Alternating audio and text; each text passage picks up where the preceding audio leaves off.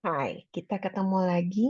Kali ini kita akan membahas mengenai kuantitatif data analysis yang pastinya akan terdiri dari beberapa video dan kali ini em, banyak informasi teknis yang bisa Anda peroleh dari video-video ini.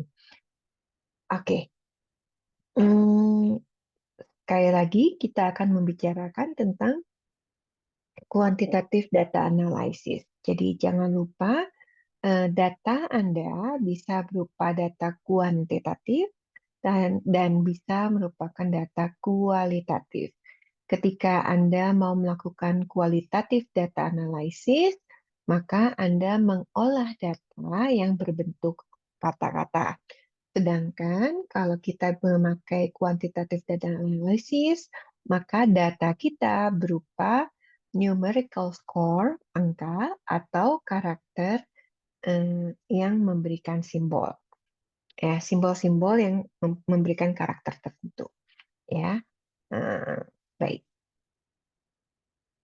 Nah, ketika kita akan melakukan data analisis pada kuantitatif data, yang harus kita lakukan adalah mengolah dulu data mentah kita dengan melakukan editing, coding, dan data filing.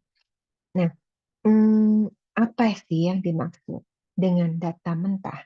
Data mentah adalah data yang Anda peroleh dari semua elemen penelitian Anda, ya. Jadi Anda biasanya mengumpulkan, misalnya Anda mengukur satisfaction, trust, dan performance, ya, yang kayak contoh saya pada video sebelumnya. Satisfaction mempunyai tiga pengukuran. Trust mempunyai tiga pengukuran. Kinerja performance mempunyai tiga pengukuran, katakanlah begitu. Maka Anda mempunyai 9 data. Maka biasanya Anda akan punya 9 kolom ke samping untuk datanya, kemudian ke bawahnya adalah eh, dat apa masing-masing eh, apa eh, subjek Anda, subjek penelitian Anda. Ya, jadi kalau misalnya Anda meneliti kepada katakanlah 100 orang, ya berarti responden 1, responden 2, responden 3, responden 4 ke bawah gitu ya, ke baris ya. Nah, eh, itu adalah data mentah yang harus Anda pelajari.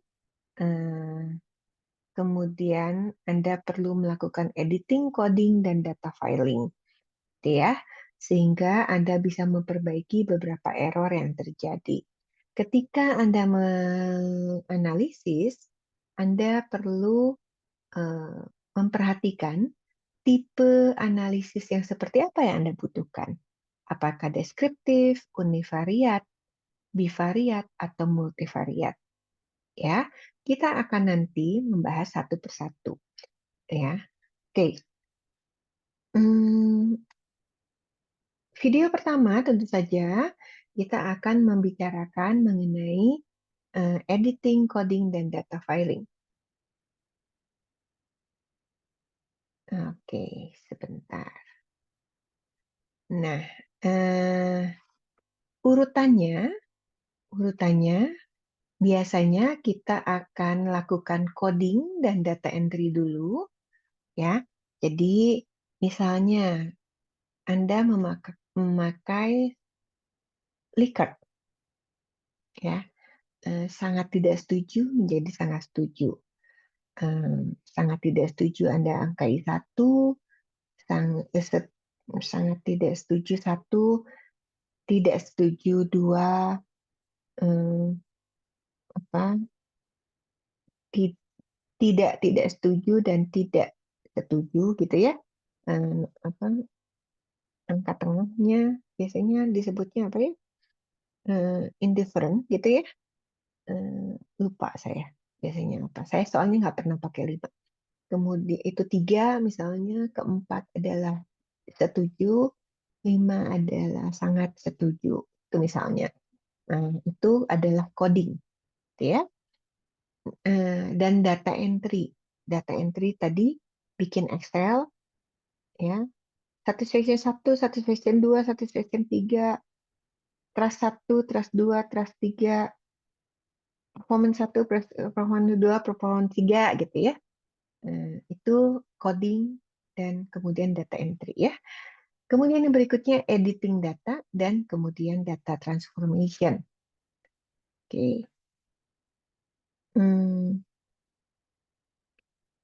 baik, kalau kita bicara data coding, ya, data coding adalah merupakan aktivitas memberikan nilai kepada respon partisipan sehingga nilai tersebut dapat dimasukkan ke dalam database kita.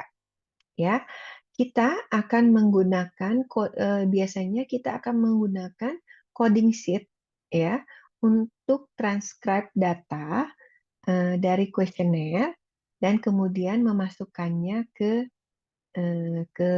apa database kita ya. Kita bisa saja memakai dummy coding ya. Biasanya kalau dummy coding itu untuk 0 itu artinya tidak, 1 itu artinya ya. Ya. Kemudian berikutnya ada non-response coding. Biasanya kalau misalnya eh, responden ada yang kelewat nih, misalnya tadi satisfaction 2 kelewat nggak keisi ya oleh responden 30 misalnya. Nah, nggak apa-apa, dia belum keisi, kita tulis dulu sebagai, kita tentukan dulu ya, non-response error itu kita kasih angka berapa. Biasanya kita kasih angka yang sangat besar, kita anggap sangat besar. Jadi kalau misalnya data yang lain 0, 1 dan Likert, Likert 1, 2, 3, 4, 5 atau 1, 2, 3, 4, 5, 6 gitu ya. Itu enggak apa-apa. Jadi Anda bisa pakai angka non-response coding misalnya 999 ya. Atau mau 9999 juga boleh gitu ya. Pokoknya angka yang noticeable, kelihatan beda banget ya. Itu adalah non-response coding. Jangan dikosongin ya. Kalau dikosongin nanti tidak terbaca ya atau dianggap nol. Kalau dianggap nol nanti ketukar sama dummy coding, gitu ya. Baik, non-response coding itu kasihlah angka yang cukup kelihatan, ya. Nah, kita harus hati-hati dalam melakukan data coding, ya. Human error pada coding accuracy. Jadi kalau sampai harusnya diisi 2, ternyata Anda isi 3, gitu kan, itu berarti tidak akurat ya. Ke eh,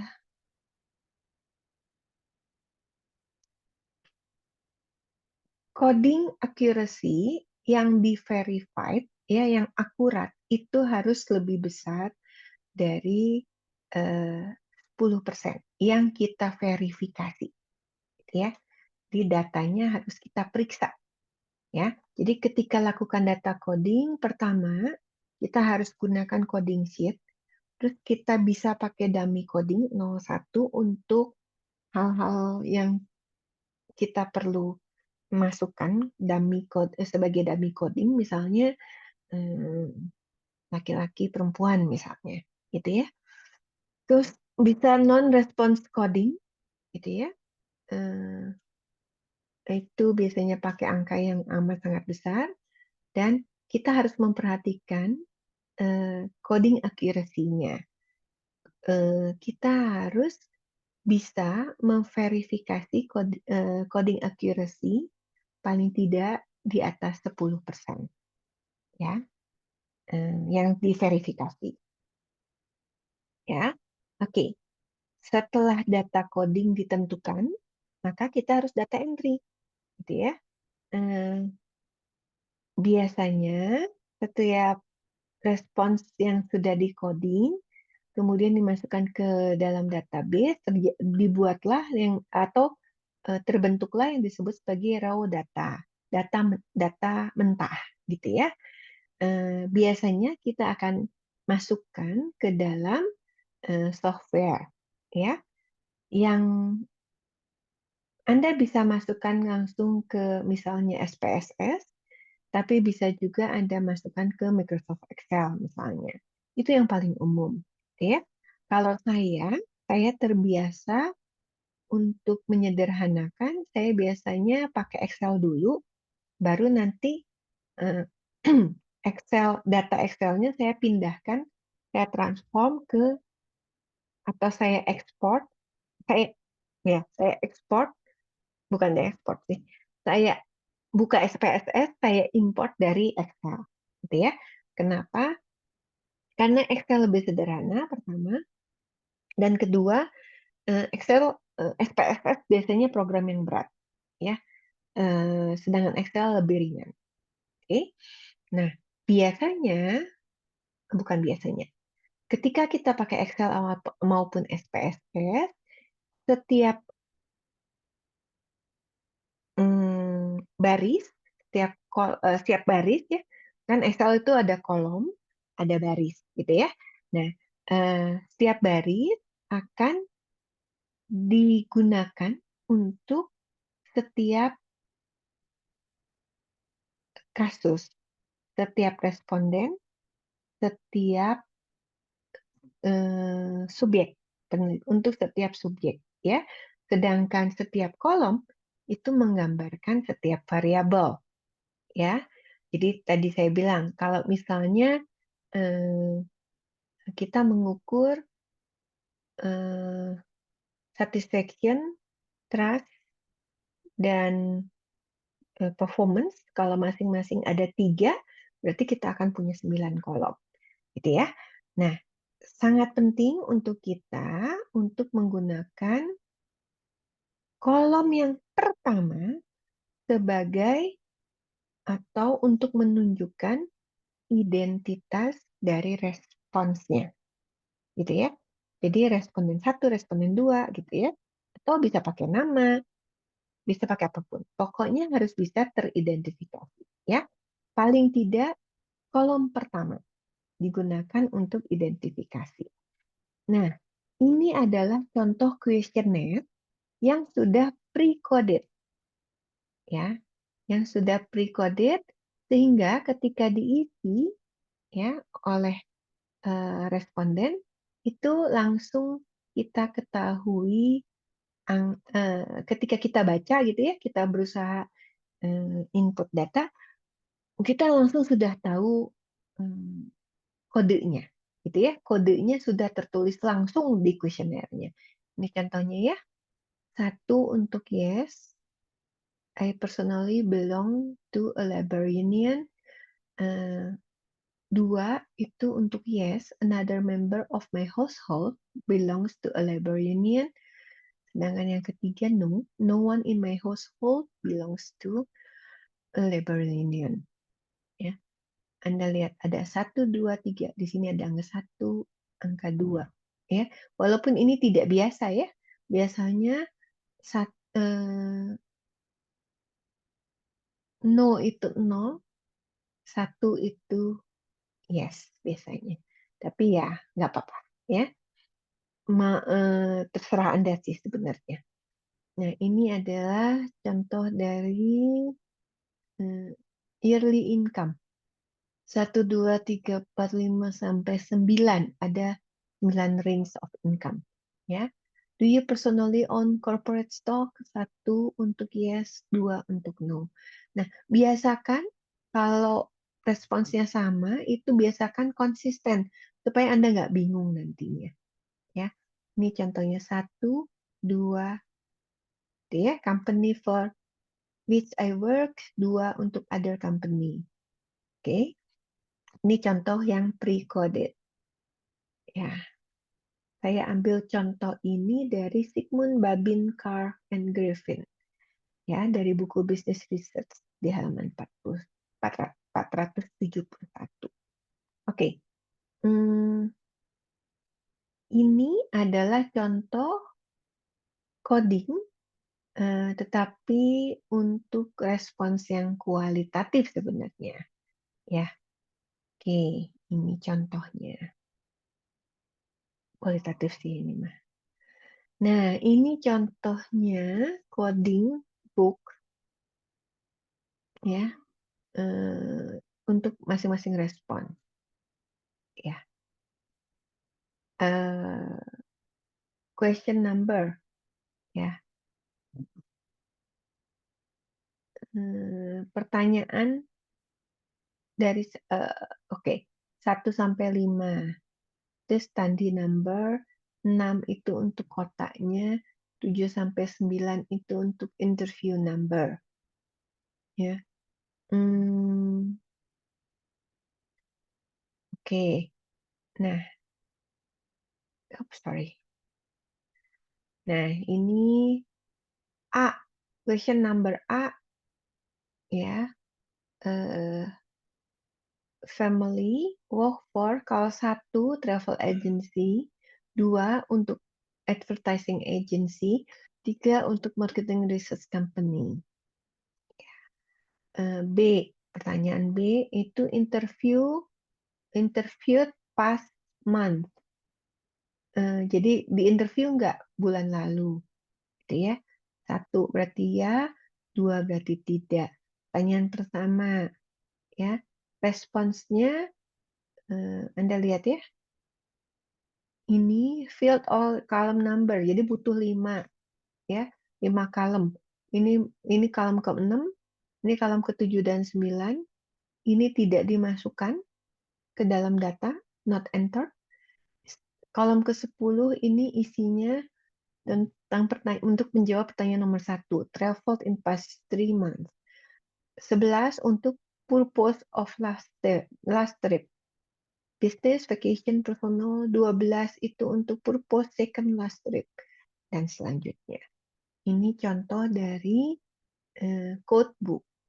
Ya. Diambil juga dari Sigmund Babin, Card and Griffin. Nah, kalau Anda pakai SPSS, ya datanya bisa Anda enter sih ya.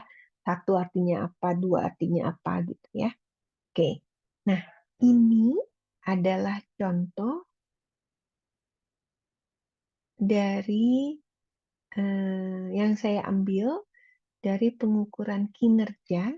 Ada 10 item, performance ada 10 item, item 1, 2, 3 sampai 10.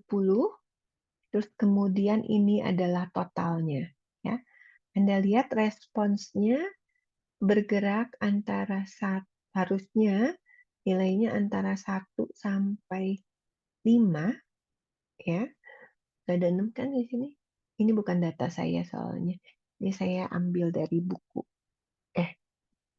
Dari internet malah kan, kalau nggak salah. Nah, ini contohnya. Ini responden nomor 1, nomor 2, nomor 3, nomor 4, nomor 5. Anda lihat angkanya di sini 3, 4, 4, 3, 3, 3. Ini hasil responsnya. Ya, jadi kalau sangat misalnya 1 artinya sangat menurun, 2 artinya menurun, 3 artinya tetap, 4 artinya naik, 5 artinya sangat naik misalnya. Misal ya kinerjanya sangat turun, sangat naik gitu ya. Jadi kalau 3 artinya tetap, 4 artinya naik. Jadi ini artinya untuk kinerja 1 itu tetap, kinerja 2 itu naik, naik, tetap, tetap, tetap, naik, naik, naik, naik. Gitu ya. Kalau ini naik sekali, gitu ya, sangat naik gitu ya, naik, naik, tetap, naik, naik, naik, tetap, naik, naik, gitu ya. dibacanya gitu ya. Oke. Nah, ini adalah contoh dari Excel ya. Contoh dari Excel. Baik.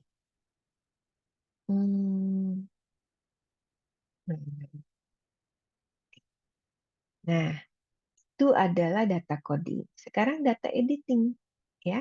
Data editing adalah ketika kita berusaha mendeteksi dan berusaha mengkoreksi data yang tidak logis, tidak konsisten, atau tidak legal, ya, tidak baik, atau ya tidak legal itu artinya tidak tidak sesuai gitu, tidak sesuai dengan kodenya, dan omission, ada data yang tidak terisi gitu ya dalam informasi yang diberikan, yang dikembalikan dari partisipan.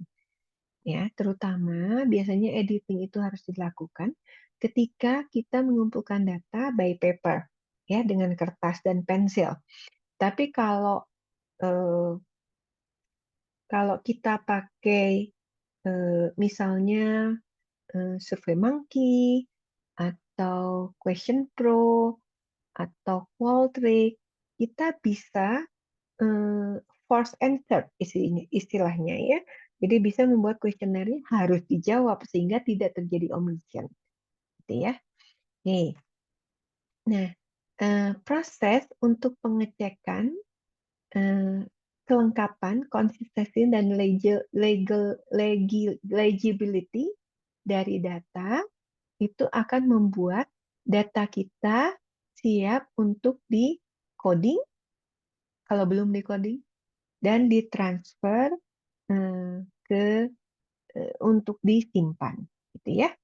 Nah, ketika kita melakukan editing, ya, peneliti itu kita sebagai peneliti harus melakukan editing dengan hati-hati, dengan thoughtful, dengan dipikirkan masak-masak, ya.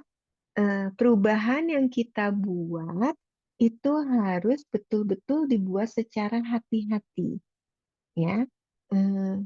Jangan sampai kita menambahkan data yang jelek ke data yang sudah bagus, ya.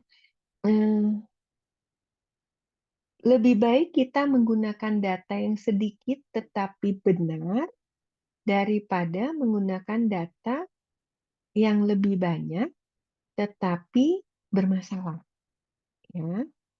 Oke, jadi lebih baik sedikit tetapi datanya kita yakin itu data diisi dengan baik, dengan benar, respondennya benar-benar serius menjawab, daripada kita punya banyak data tapi diisi asal-asalan, gitu ya. Jadi kita betul-betul harus memikirkan masak-masak ketika kita melakukan editing, ya. Nah, jadi editing data kita melakukan apa tadi? Mendeteksi dan mengkoreksi data yang tidak logis, tidak konsisten atau tidak legal, dan memperbaiki atau ya, mendeteksi dan mengkoreksi juga data yang terlewat untuk dijawab, ya. Apa itu illogical response? Ya, illogical response adalah respons yang outlier sifatnya. Ya, outlier itu gimana? Kebanyakan kita punya 100 responden katakanlah. Kebanyakan menjawab 3, 4, 5. Hanya satu responden yang menjawab satu. Nah, dan itu pun kebanyakan jawaban dia tidak satu, gitu. Ya, untuk item-item lainnya dia jawabnya sama 3, 4, 5 semua misalnya. Ya, contoh dari illogical response adalah outlier. Oke. Yang kedua adalah inconsistent response. Ya, respons yang tidak harmoni dengan informasi lainnya yang dia berikan. Atau illegal code. Kalau sudah dikode, coding, ya, ternyata ada angka yang tidak sesuai dengan spesifikasi kode kita. Misalnya nih, kita pakai Likert skala 6. Tahu-tahu ada angka 8 di situ. Nah, ini kemungkinan salah coding nih, ya.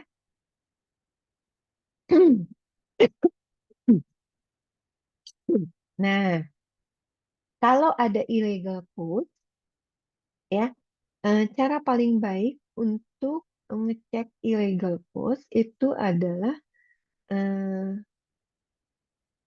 salah satu cara yang paling baik adalah meminta si komputer SPSS misalnya untuk memberikan frekuensi distribution, ya, menghasilkan frekuensi distribution untuk kita bisa dan minta dia untuk mengecek illegal codes-nya. Ya, tentu saja kita harus ngasih tahu ya kodenya antara angka berapa sampai angka berapa, satu artinya apa, dua artinya apa, tiga artinya apa, dan selanjutnya. Itu ya. Berikutnya adalah omission. Ketika tadi respondennya tidak menjawab beberapa item, ya ada yang kelewat untuk dijawab, ya. Oke, ada yang tidak terjawab dari ya, kebanyakan yang terjawab, ya. Oke, yang pertama tentang outlier. Outlier itu adalah observasi yang beda banget dengan observasi lainnya. Outlier mengindikasikan kemungkinan error, bukan berarti selalu error.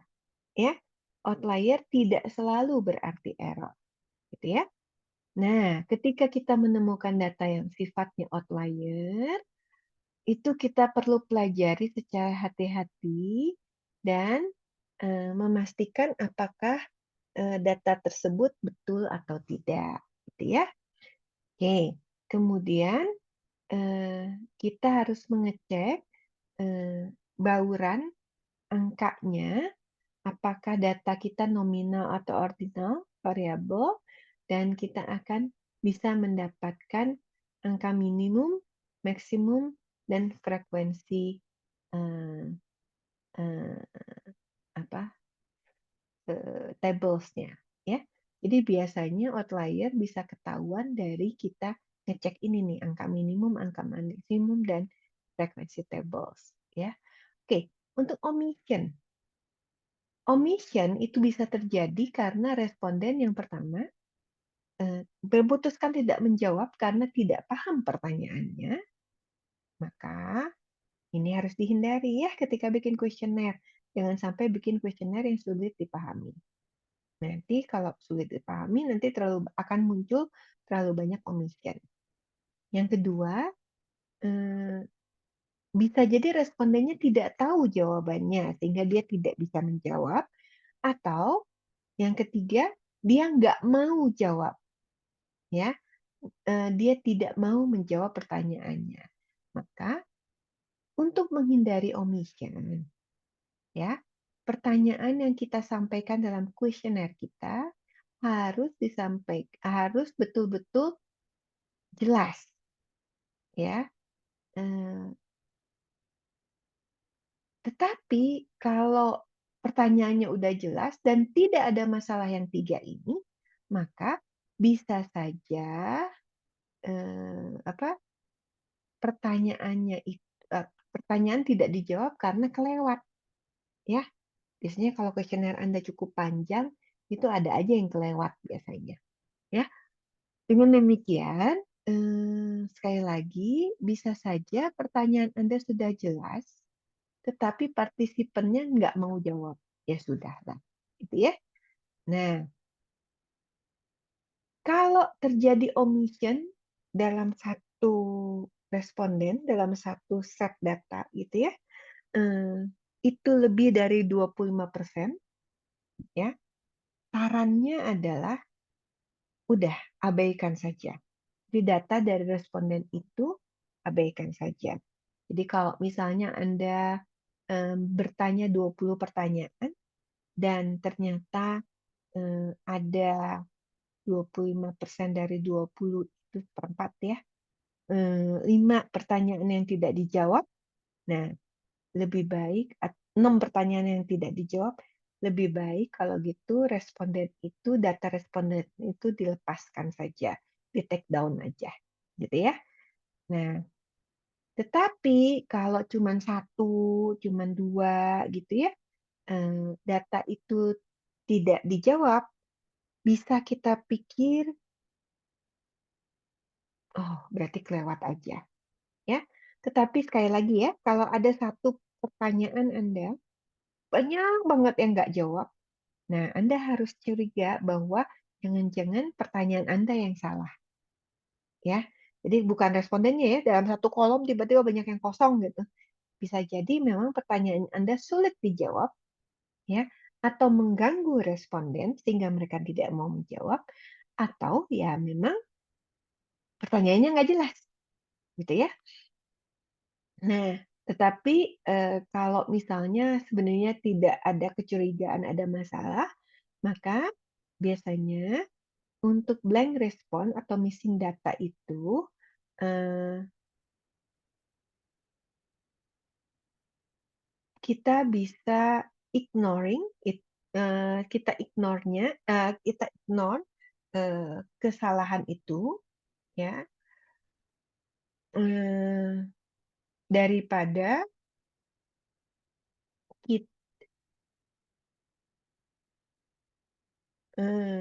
sorry sorry sorry, saya agak, agak kelewat gitu ya membacanya. Jadi kembali lagi ya, omission lebih dari 25% kita tidak akan masukkan, ya. Dengan blank response seperti itu, kita anggap respons itu tidak ada. Tetapi akibatnya kalau respons itu tidak ada, berarti jangan lupa sampel size Anda akan berkurang, gitu ya. Nah, kalau data Anda ternyata banyak, ya, dan jumlah missing datanya hanya sedikit, ya, kurang dari 25%, bahkan paling ya nggak nyampe 10%, ya, dan hubungan eee, hubungan antar variabelnya itu nanti cukup kuat, ya, sehingga, eee, ya missing data itu tidak terlalu mempengaruhi analisis, ya berarti kita bisa, eee, me me mengisikan gitu ya, mengisikan jawaban, untuk yang kosong itu. Dengan cara apa? Kita bisa menduga jawaban mereka dengan melihat pada pola jawaban dari respons, eee, si responden tersebut terhadap, pertanyaan-pertanyaan lain, ya. Kemudian dari situ dan, kedua adalah kita bisa menggunakan rata-rata, ya, nilai rata-rata untuk respons tersebut. Ya, kenapa? Karena kan kalau kita berasumsi berdistribusi normal, maka, eee, peluang paling besar adalah, eee jawaban rata-ratanya, ya. Peluang paling besar adalah jawaban pada angka rata-ratanya. Oke, berikutnya adalah data transformasi.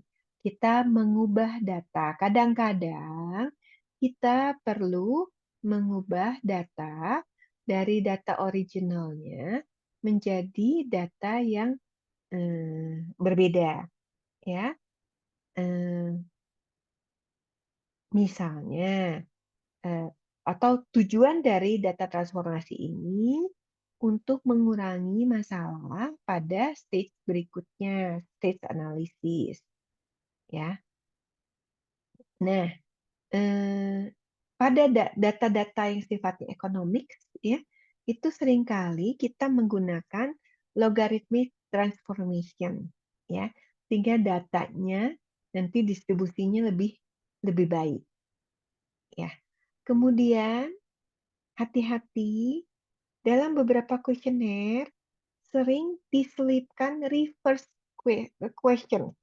Reverse question itu adalah pertanyaan yang responsnya diharapkan sebaliknya. Jadi, misalnya kalau untuk satisfaction, ada pertanyaan tentang tidak puas misalnya. Ketika bicara trust, ada pertanyaan dari 5 pertanyaan, ada selipin 1 pertanyaan yang bertanya tentang ketidakpuasan. Trust ya tadi ya, ketidakpercayaan, ya. Nah, ketika kita punya reverse question, jangan lupa kita harus transform datanya. Misalnya angkanya 1 sampai 6 misalnya. Yang lain angkanya 5, itu artinya di pertanyaan itu menjadi angka 2, ya. Kalau yang lain 6, ya, maka di pertanyaan itu akan menjadi 1 misalnya. 1 itu jadi 6 gitu ya. Tuh, 1 jadi 6. Kalau skalanya 5 ya, apa, item, responsnya ada 5 poin, ya, itu berarti 1 sama 5, 2 dengan 4, 3 tetap 3. Tapi kalau 6 misalnya, 1 dengan 6, 2 dengan 5, 3 dengan 4, dah kebalik. Ya, 4 dengan 3 ya, tukar gitu ya. Oke. Nah, ketika ada beberapa pertanyaan yang digunakan untuk mengukur satu konsep, seperti tadi saya bilang, trust kah, performance kah, gitu ya. Scores on the original question eh, akan dikombinasikan menjadi satu angka, ya. Nah, biasanya kita bisa gunakan SPSS dengan menggunakan transform, compute, atau recode, gitu ya. Oke. Nah, itu transformasi, ya. Jadi tadi kita sudah bahas,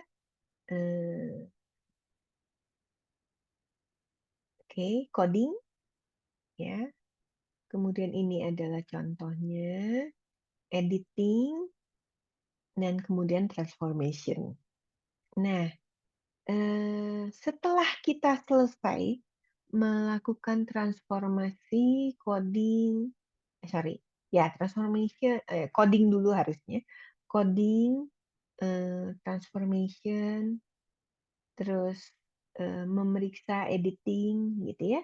Nah, setelah itu kita sudah punya data yang lebih ready untuk dianalisis. Setelah kita punya data yang seperti itu, kita harus pelajari datanya dulu, ya. Kita harus merasakan data tersebut dengan misalnya memberikan mengambil si data itu kemudian kita buat visualnya, bikin visual summary-nya, ya. Dan kita perlu melakukan pengecekan central tendency, ya, apakah berdistribusi normal atau tidak misalnya. Nah, kemudian kita perlu mempelajari hubungan antar dua variabel di dalam data kita, ya. Nah, kalau tadi ya, data analysis itu bisa macam-macam ya. Nah, maka data analisis yang berbeda membutuhkan statistical operations yang akan berbeda juga, ya. Kita akan juga akan mempunyai statistical operations yang berbeda dengan variabel yang terukur yang berbeda, ya. Ya, mungkin itu ya. Nah, kita harus perhatikan data itu sekali lagi bisa nominal, ordinal, interval, rasio. Maka pengukuran central tendensinya kalau nominal itu pakai modus, ordinal pakai median, interval pakai arithmetic mean, rasio juga pakai arithmetic atau geometric mean istilahnya ya. Dispersion-nya kalau nominal tentu saja nggak ada dispersion. Kalau ordinal itu bisa interkuartil, bisa semi interkuartil gitu ya. Nah, visual summary-nya kita bisa pakai bar chart, digambarkan pakai bar chart, pie chart gitu ya. Untuk mencari hubungan antar variabel kita bisa pakai contingency table ya. Kemudian kalau kita mau melihat apakah ada hubungan atau enggak, paling gampang pakai stake bar ya, atau clustered bar untuk nominal dan ordinal. Yang paling gampang kalau untuk interval dan rasio adalah pakai scatter plot ya. Nah, hubungan antara untuk interval dan rasio tinggal melihat pada korelasinya ya. Menggambarkannya bisa pakai histogram, scatter plot, box and whisker plot gitu ya. Itu bisa menggambarkan. Dispersion-nya ya, kalau interval dan rasio bisa pakai minimum, maksimum, standar deviasi, variance. By the way, standar deviasi kuadrat itu adalah variance gitu ya, atau coefficient of variation. Itu. Nah, oke. Kita akhiri video pertama tentang quantitative data analysis. Nanti kita akan lanjutkan ke deskriptif statistik. Ya, sampai bertemu di video berikutnya.